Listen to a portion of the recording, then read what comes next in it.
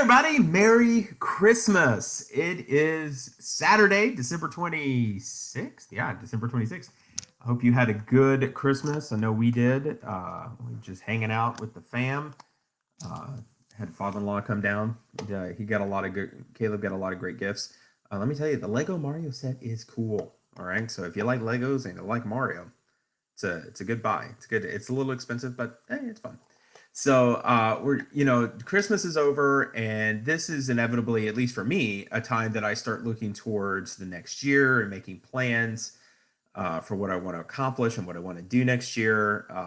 I have this whole thing that I go through and set up goals, and spend time in prayer to figure out, like, what does God want me to do and how do I want to work through it. And it's funny because last year I did this and I went through all the goals. And if you did goals last year, this is probably true for you, is that once COVID hit, they all went through the window. And so I'm really interested to think and pray and look at what kind of goals I want to accomplish this year.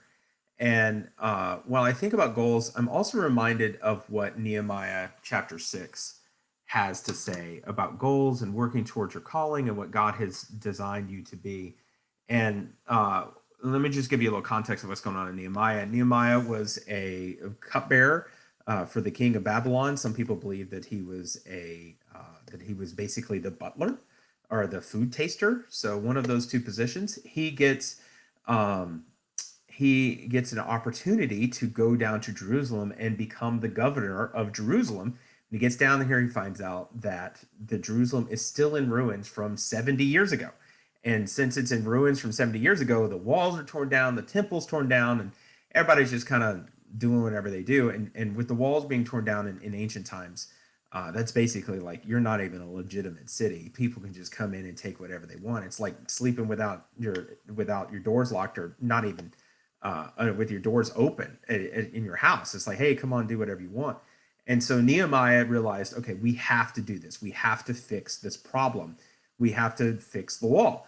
And so he got all the people together and they started building the wall. And then people started to attack them. They're saying, no, you can't build the wall, and literally started making threats. And so people started building the wall. They put bricks down with one hand and hold a sword with another. And they're still fighting, worried that people are going to attack them, but they're still working towards completing the goal. When they were almost done with the wall, at the very end, all they had to do was to the gates. In Nehemiah chapter 6, it says this: when word came to Sanballat, that's a great name. You should just name your kids that, Sanballat. You can be a middle name. I think it'd be cool.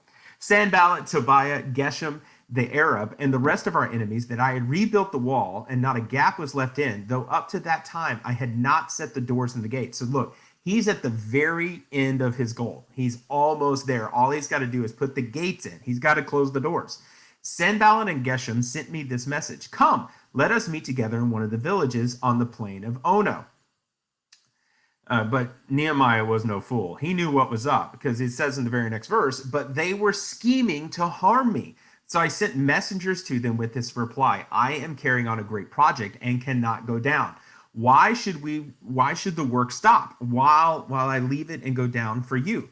4 times they sent me the same message, and each time I gave them the same answer. Let's look back at that verse 3. It says, so I sent messengers to them, and listen to what he said. He said, I'm carrying on a great project and I cannot go down.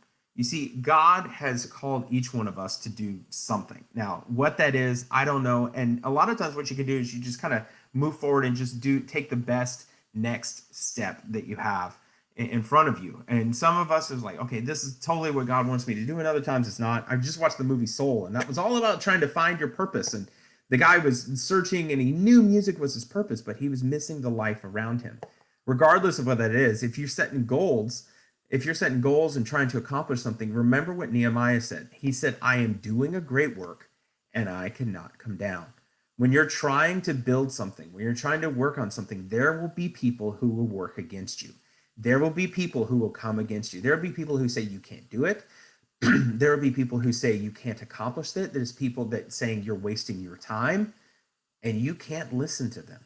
You have to keep moving forward. Now, there's something to be said for There's something to be said for wise counselors and mentors and people who are speaking into you, but that's not who Sanballat and Geshem and Tobias are. These people were Nehemiah's enemies, and they were trying to distract him from what was in front of him.